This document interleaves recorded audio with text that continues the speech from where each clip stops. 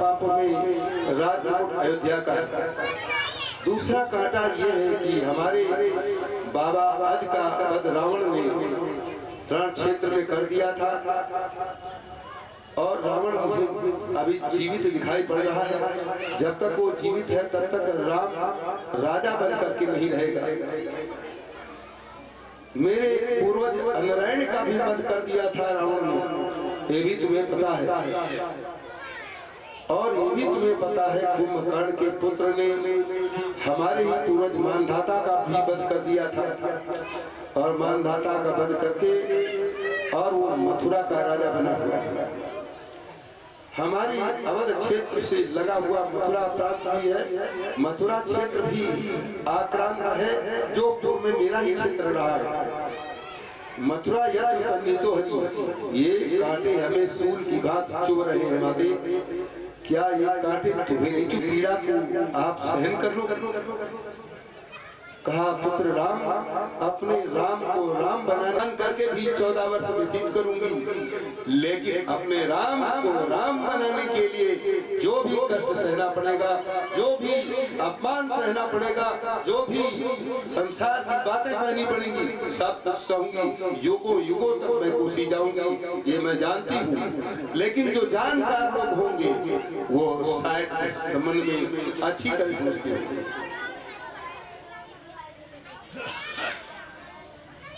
वरदान दे दिया राम के कहने पर और कहा मेरी सौगंध है कि आप पिता से पहला वरदान नहीं मांगेंगे। भरत को राजगद्दी और राम को 14 वर्ष के लिए वनवास। मैं भरत दो नहीं हूँ, माँ तुम नहीं समझती हो। तो कहा मैं सब कुछ समझती हूँ, लेकिन फिर भी मैं महाराज को नहीं समझा सकता, क्योंकि पानी बिनु मनि जल बिनु मीना नृप जीवन इम तुम्हें बीना। इसलिए मैं नहीं समझा सकूंगी। भाई पिता का दंश मुझे झेलना ही झेलना पड़ेगा। राम केकई को प्रणाम करते हुए भी आज तक कोई भेद नहीं खोला। माँ केकई इतनी बड़ी राजनीति निपुण,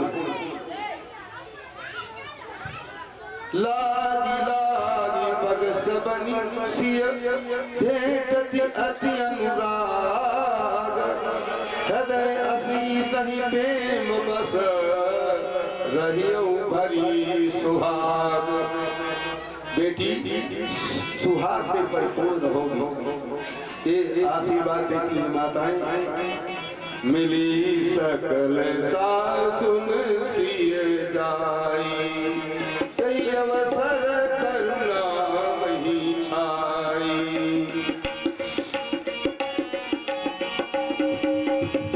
सब रानी बैठल सब ही गयो गुरु ज्ञानी,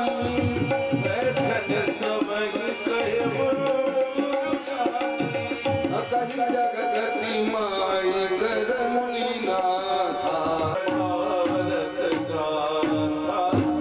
की बात करते हुए वशिष्ठ जी ने भी समझाया।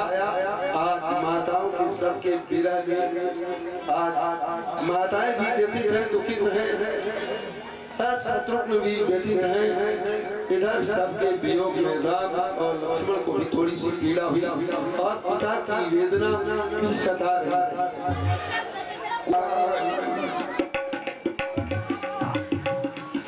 जैसे पता चला पिताजी नहीं रहे, तो जैसे सीधे पर गिरा हुआ। ये बात सुनने के बाद सब रो रहे हैं। सब लोगों को जाने के बाद राम लक्ष्मण आज में जाकर के भी पिता को जलदान किया। और इसके बाद में वशिष्ठ जी ने बहुत समझाया। समझाने के बाद में आप यहाँ से अयोध्या पादुकाओं को लेकर के आना हुआ। और इसके बाद में राम शैल बन देखन जाही, जहाँ सुख सकल सकल दुख नाही। राम जाते हैं पर्वतों पर, सब जगह मिलना जुलना होता है, दर्शन होता है। महात्माओं का जहाँ पर उनसे मिलने के बाद मन बटता है और मन बटने के बाद वहाँ थोड़ा सा शांत मिलता है। इसके बाद कोल किरात आदि सब आए, उन्होंने आकर के पर्ण बनाने का निर्णय लिया। आगे चल करके भगवान श्री राम गंगा को पार करने की योजना बनाते हैं। गंगा को पार करने के बाद केवट प्रसंग की बात आती। केवट में जानबूझ करके भगवान श्री राम जी से थोड़ी देर के लिए हट जैसी बात उन्होंने कहा, नाव नाव कहीं लोग बुलाए राम जी ने तो बुलाए, लेकिन केवल नाव वहां से लेकर चला और बीच गंगा में खड़े होकर के और देर कर रहा भावों की ओर ले जाता घुमा घुमा कर। वो सोचता है कि ये सुंदरता मुझे तब तक देखने को मिलती जब तक राम यहाँ खड़े। अगर बैठा कर हमने गंगा के उस पार कर दिया तो ये सुंदरता को आंखें तरस जाएंगी। इसलिए बार बार बीच में नाव घुमा घुमा करके और वहीं से कहता, महाराज जी मैंने सुना है कि आपके पैरों में जादू है, तरनी मुनि धरनी हुई जाई, बार परे मुनि नाव उड़ाई, और यही कृत पालम सब परिवारू, और न जानो कछुक दबारू। नाव तो ले आऊंगा लेकिन वचन दो पैर हो। ये जानता है कि साक्षात भगवान नारायण मेरे घर में आए, जिनको दर्शन पाने के लिए मुनि जाकर के वन में साधना करते हैं, जिनको पाने के लिए बड़े बड़े राजा घर छोड़ करके वन चले जाते हैं, वही मेरे यहाँ जब तक खड़े रहेंगे तब तक लोचन लाहू आज मिलेगी। आज आंखों को तब तक आनंद प्राप्त होगा जब तक हम राम जी का दर्शन तभी तक कर पाएंगे जब तक ये टिके रहे। कहा महाराज ने, भैया क्यों देर लगा रहे? कहा भगवान आप पहले पैर फुलाने का वचन दें, तब हम नाव किनारे लगाए। तो लक्ष्मण जी तो ठाकुर ठहरे, आंखें तरेरी, तो उसने कहा देखो बलबीर मार ही लगन पे बात सब साथी कहूं, राम राउर दशरथ शपथ, तब तक पार न उतारी हूँ। मैं पार तब तक नहीं उतारी हूँ जब तक ये आप पैर नहीं फुला। लक्ष्मण जी बार बार कोई बात नहीं, राम जी के सामने मारेंगे तो गंगा जी की साक्षी, गंगा जी गवाही और गवाही के साथ राम जी गवाही सामने कि क्यों बाण मार दिया लक्ष्मण ने? कहा हम उनको पाए धोने के लिए कहे, कोई और तो कोई खास बात थी नहीं। सब साची कहूं राम रावण दशरथ आपकी कसम, तुम्हारी कसम, तुम्हारे बाप की कसम। लक्ष्मण बोले देखो कैसे बोल रहा, बात सब साची कहूं, सही कह रहा हूं, तब तक पार न उतारी हूं। कहा पैर क्यों धोना चाहता, क्या बात, पैरों में क्या बात? कहा हमने सुना है कि अभी पैर छुआ के आए थे, जब विवाह होने गया था विश्वामित्र के साथ में थे तो एक पत्थर में आपने पैर छुआ दिया और वो नारी बन गई, और हमारी नाव तो काठी थी, और अगर ये कहीं नारी बन गई तो क्या होगा? यही कृत पालम सब परिवार, और न जानो कछुक कबार। और कोई काम भी नहीं जानता, हमारा परिवार भूखों मर जाएगा। और एक दूसरी बात और है, घर माँ हो ही जब ही दुई नारी, हमारी आफत आवे भारी।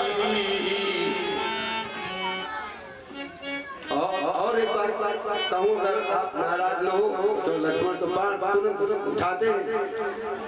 तुमरे हो भवन तीन मातारी, दशरथ तीन स्त्रिया नहीं लौटे कायक आप निकस बन औते ते लौटी जाव भगवाना अमांगिय नावन केवट आना। महाराज जी दूसरी बात, ये बहुत सुंदरी होगी तो इस पर अधिकार राज परिवार का होगा। हमारी नाव भी गई और हमारे हाथ से सुंदरी दोनों से अपने बेटिया बेट हो गए, इसलिए मांगी नाव न केवल आना वो नहीं लगा। और लेकिन अंदर का भाव ये तब तक के लिए इनका दर्शन होता रहेगा जब तक यहाँ खड़े, इसके बाद इनका दर्शन का दुर्लभ हो जाएगा। 14 वर्ष के लिए जा रहे हैं।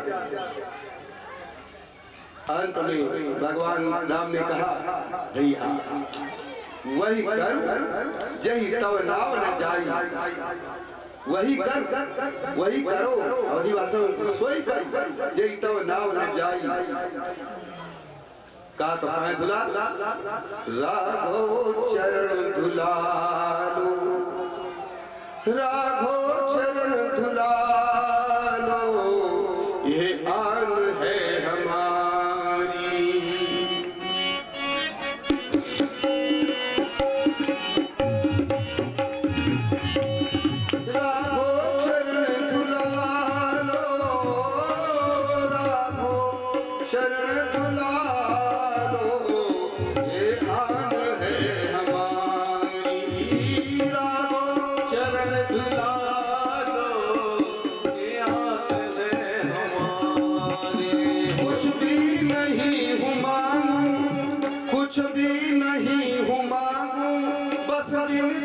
बस हमारी राघो चरण धुलालो, राघो चरण धुलालो मिलती यही। रघुबर नहीं अयोध्या ये गंगा का घाट है, रघुबर नहीं अयोध्या ये गंगा का घाट है, रघुबर नहीं अयोध्या गंगा का घाट है, रघुबर नहीं अयोध्या ये गंगा का घाट है। ऐठो नहीं है ना सरयू का घाट है, ऐठो नहीं है मुझसे न सरयू का घाट है, रघुबर नहीं अयोध्या ये गंगा का घाट है, रघुबर नहीं अयोध्या ये गंगा का घाट है, रघुबर नहीं अयोध्या गंगा का घाट है, रघुबर नहीं अयोध्या।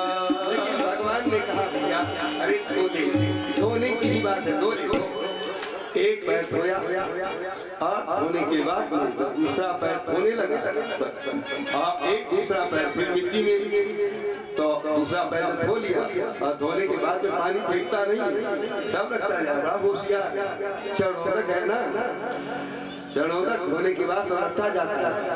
और पहले खूब पिया, पहले अपना पिया और इसके बाद में जो लड़का बच्चा तीसरा लोग पियो, इसके बाद में फिर ठाकुर जी से कहता महाराज लो इसमें मट्टी भर कर फिर धोना पड़ेगा। तो ठाकुर जी उसने कहा फिर क्या करें, तुम उपाय बताओ। एक काम करो, एक पैर हम धोए, आप नाव पर रख लो, दूसरा पैर हमारे मस्तक।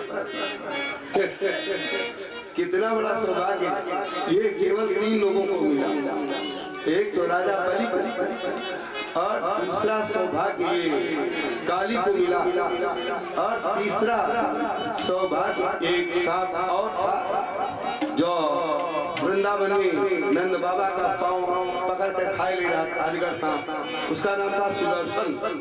केवल 3 लोगों को ये सौभाग्य मिला जो आज केवल को मिला, जो सिर पर जिसके भगवान ने पैर रखा स्वयं, ऐसे 3 ही मिले, चौथा ये मिला जो पैर धो रहा है। और पैर धोने वाले भी यहाँ पर भूतल पर 2 आदमी, एक तो भगवान के पैर धोने वाला मिला केवल जो राजा बलि की यज्ञ में 52 भगवान के चरण ब्रह्मा जी ने धोए, और दूसरे चरण जनक नेहा, और तीसरा नंबर इसका लगा। जो तीन ही है यहाँ पर जो भगवान के चरणों को धोने का सौभाग्य प्राप्त हुआ। चरण धोई जलपान करी आप सहित परिवार, इसे सब पता है कि ये कौन, सारे परिवार को जल पिलाया और प्रभु ही पार करी।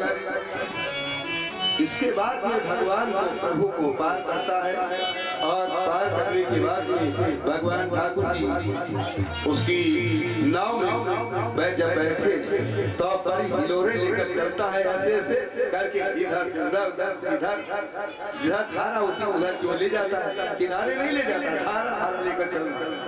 तो लक्ष्मण जी ने कहा, अरे भैया केवट तू तो धारे में लेकर चल रहा है, ऐसे किनारे लेकर के चलो तो पार हो जाएंगे। तो कहा भैया तुमरे घाट नाथ जब आवे, तुमरे घाट जीव जब आवे, और सहज ही उतर न पार न पावे।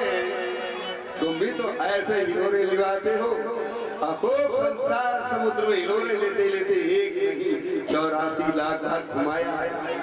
आज हमारा भी मौका घुमाने का है। आज फंसे हो तुम, आज मौका तुम्हारा प्रभु आया तो हम भी हिलोरे ले रहे।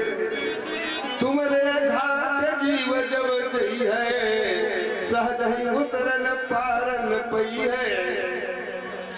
तुम्हारे यहाँ ऐसे उतार देते, बड़ी कठिनाई में आप उसे पार उतारने देते हो।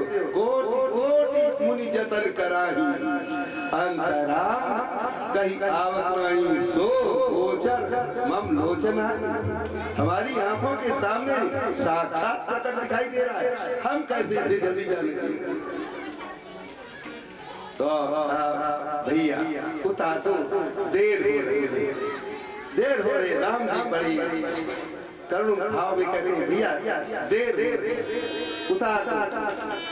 तो गंगा मैया से भी वो प्रार्थना करते हुए चलता है, मेरी नैया रघुबर सवार, गंगा मैया धीरे बहो, मेरी नैया रघुबर सवार, गंगा मैया धीरे बहो, धीरे बहो, हाँ मैया धीरे बहो, गंगा मैया धीरे बहो, मेरी नैया में रघुबर सवार, गंगा मैया धीरे बहो, धीरे बहो मैया धीरे बहो, धीरे बहो गंगा मैया धीरे बहो, मेरी नैया में लक्ष्मण राम, गंगा मैया धीरे बहो, रघुनाथ पधारे, नाथ पधारे, तरस से खुल गए भाग के द्वारे, भाग रघुनाथ हमारे, गंगा मैया धीरे बहो, मेरी नैया में ठाकुर सवार, गंगा मैया धीरे बहो, धीरे बहो गंगा मैया धीरे बहो रे मैया, धीरे बहो गंगा मैया धीरे बहो रे, मेरे बिगड़े बनाए हाथ, गंगा मैया धीरे बहो, मैया में रघुबर सवार, गंगा मैया धीरे बहो, धीरे बहो मैया धीरे बहो रे, धीरे बहो मैया धीरे बहो, रघुनाथ दुआरे संग में अपने लक्ष्मण लाए, गंगा मैया धीरे बहो, गंगा मैया धीरे बहो, नैया में रघुबर सवार, गंगा मैया धीरे बहो, मैया धीरे बहो, मैया धीरे बहो,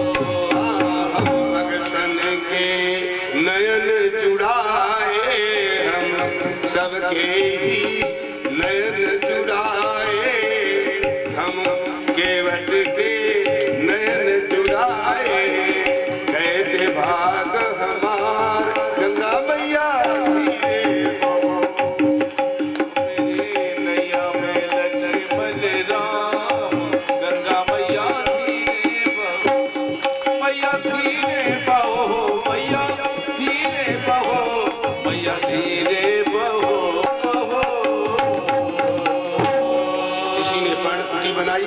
पर्णकुटी बनाने के बाद भगवान श्री राम जी पर्णकुटी में निवास करते हुए आगे चलकर बरसात आती है। बरसात आने के बाद सरोवर की ओर प्रस्थान कर रहे थे। इन दोनों लोगों को आते हुए देख करके आज यहाँ पंपा का पुर का राजा ये जो था वाली है, और उसी में गिरि पर्वत पर ऋषमुख पर्वत पर उसका भाई सुग्रीव अपने भाई से व्यथित होकर उसने राम जय राम, श्री राम जय राम, जय राम। आगे चलकर ऋषमुख पर्वत के ऊपर जो राजा राजा उससे मिलेंगे। बीच में ही यहाँ पर सबरी माता का मंदिर, टाइम हो गया। सबरी माता के यहाँ जाने पर बिठा दिया जाएगा। तो भगवान श्री राम सबरी माता के आश्रम की ओर चले। सबरी माता मतंग मुनि की शिष्या है, और मतंग मुनि की शिष्या निरंतर भगवान की चिंतन में बनी रहती है। मतंग मुनि के आश्रम में साइकिल की इनको 6 बजे यहाँ से बिठा करके पूछा। जब आए थे तो व्यवस्था हो गई थी। अभी देखो अभी ये देखा जाए कोई गाड़ी करनी यही जय श्री राम। तो माता सबरी 2 दिन को 2 दिन तो समय पूरा दो यार,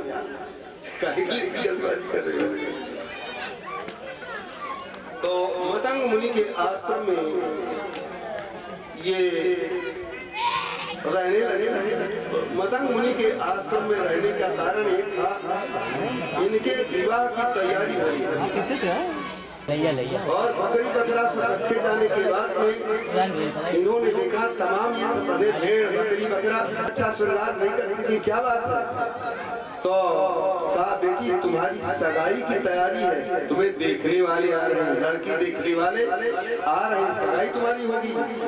कहा ये क्या होता है? कहा विवाह होता है जिसमें परिवार के साथ में जैसे तुम मेरे साथ रह रही हो ऐसे ही तुम्हारी भी संतानें होंगी, वो भी ऐसे रहा करेंगे। अच्छा माँ, तब तक उसने देखा कि ये तमाम भेड़ बकरी भी बनी, इनका क्या होगा?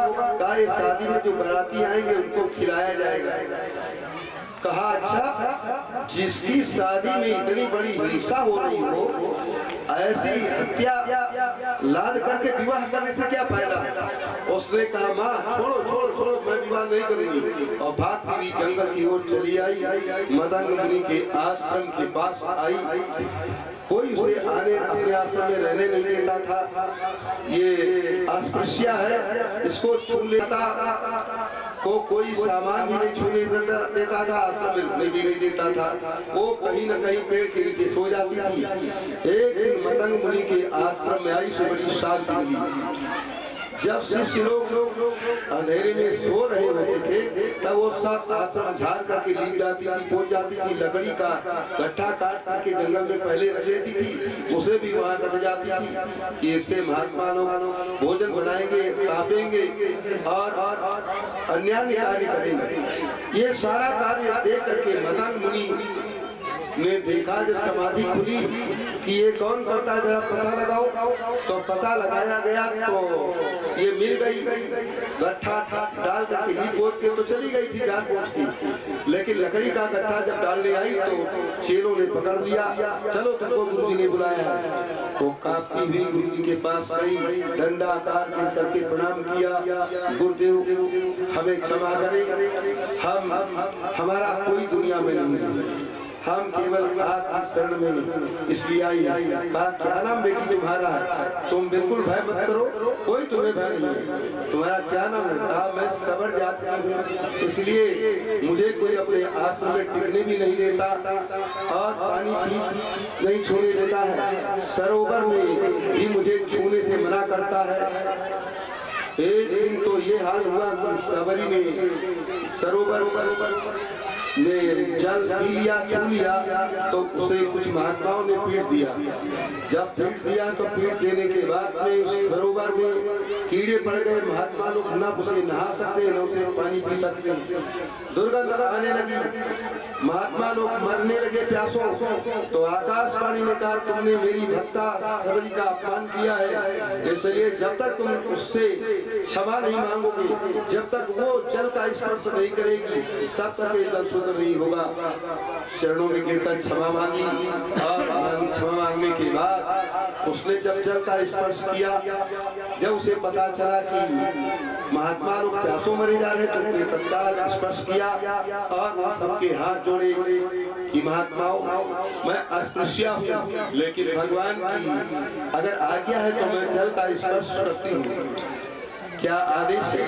इसके बाद मतंग मुनि के आश्रम में वो निरंतर सेवा करती रही। एक दिन मतंग मुनि जब यहाँ से संसार छोड़ने लगे, कहा बेटी अब मैं आज चलूंगा। कहा प्रभु कहाँ चलेंगे गुरुदेव? कहा कि जहाँ सब लोग जाते हैं वहीं मुझे भी जाना है बेटी। कहा तो मुझे भी साथ लेते चलो जहाँ आप जा रहे हो, नहीं तो हमारा तो यहाँ पर कोई नहीं है। कहा बेटी किसी का कोई नहीं होता है, जिसका मैं हूँ, जिसके पास मैं जा रहा हूँ, जो मेरा सहारा है वही मेरा भी आपका भी सहारा बनेगा। अंत में तुम्हें भगवान का दर्शन होगा, यही रुको।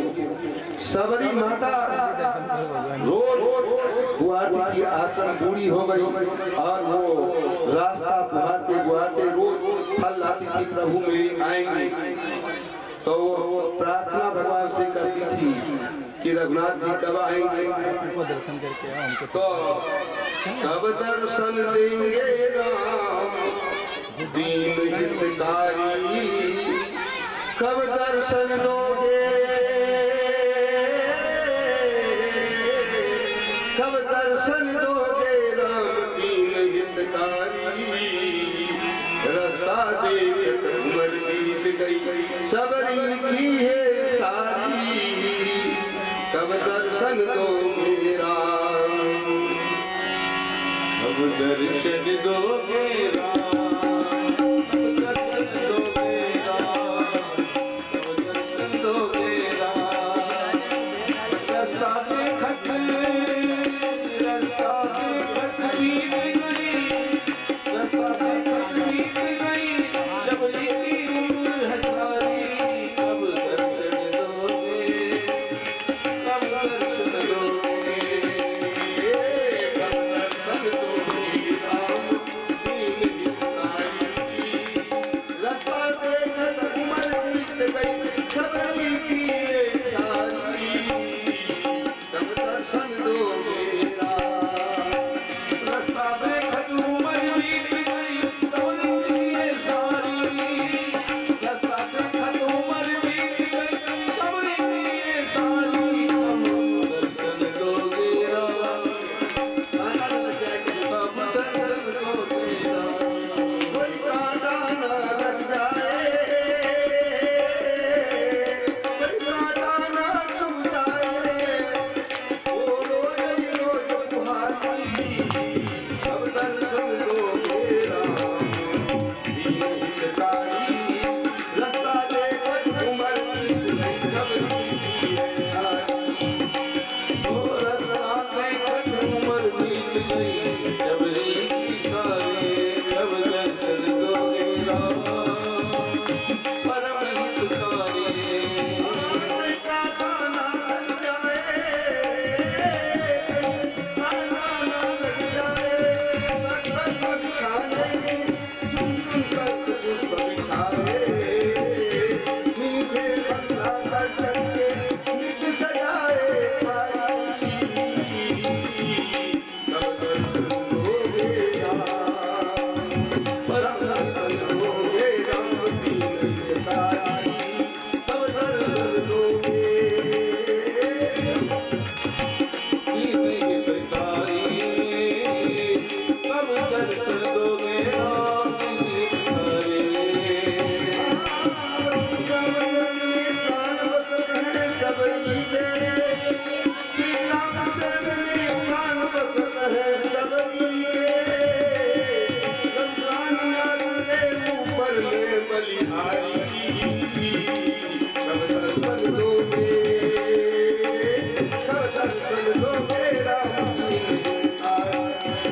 वो कब दर्शन दोगे, वो कब दर्शन दोगे, कब दर्शन दोगे राम की हितकारी, रास्ता देखकर उम्मत बीत गई सबरी की है सारी, रास्ता देखकर उम्मत बीत गई सबरी की है सारी,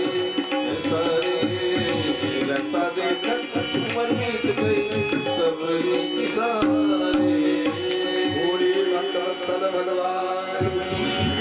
भगवान आज प्रभु का आना हुआ, प्रभु श्री राम जी आए, मैं सबरी माता के आश्रम में जाऊंगा और जाने के बाद माता सबरी राम तुम्हारा आ गया, जैसे राम को देखा कहा कौन हो तुम, ऐसे ऐसे हाथ करते बुरी डंडा लिए कौन हो तुम, कहा वही जिसकी तुम अनवरत राह अपलक खेल वही राम तुम्हारा आ गया, आओ मेरे राम। बहुत दिनों के बाद मेरे डंडा का चरणों में गिर गई, प्रभु श्री राम ने कहा माता उठो और लो तुम्हारे लिए मैं कब से रोज फल मीठी मीठी लाती हूँ, फल प्रभु खाते और खान के खाते, वाह माँ और लाओ बेर बेर जनी बेर लाओ, देर न करो माँ और लाओ और लाओ, और दिनों से फल खाने के लिए मैं तड़प रहा था। आज प्रभु श्री राम को फल खिलाने के बाद राम चलने लगे, कहा थोड़ी देर और ठहरो, मैं चिता लगाती हूँ, मैं अपने गुरु के पास आपके सामने ही चली जाऊँ, इसके बाद जाओ, वहीं चिता लगाई, राम के सामने ही ब्रह्मलोक को पधार गई। बोलिए भक्तवत्सल भगवान की सीताराम सीताराम सीताराम।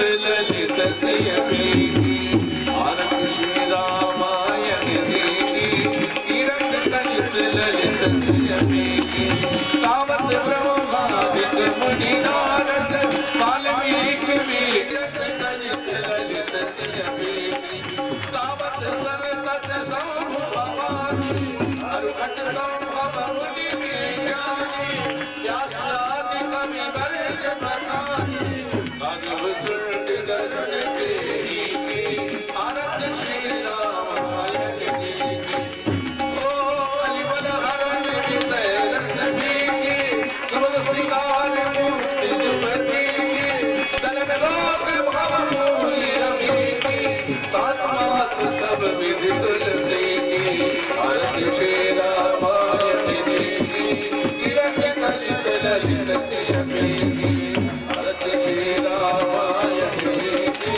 तीरथ ललित ललित श्री ओम कर्पूर गौरम करुणावतारम संसार सारम भुजगेन्द्रहारम राम संतम हृदयारविन्दे भवं भवानी प्रीतं नमामि त्वमेव माता जगता त्वमेव बन्धु सखा त्वमेव देव विद्या त्वमेव त्वमेव सर्वं मम देव देव त्वमेव सर्वं मम देव देव त्वमेव सर्वं मम देव रामचंद्र की बोलिए ब्रह्मदेव बाबा की बोलिए श्री शंकर भगवान की बोलिए श्री हनुमान जी महाराज की बोलिए श्री गंगा मैया की बोलिए अपने अपने माता पिता आज के आनंद की भक्त और भगवान की संत समाज की धर्म की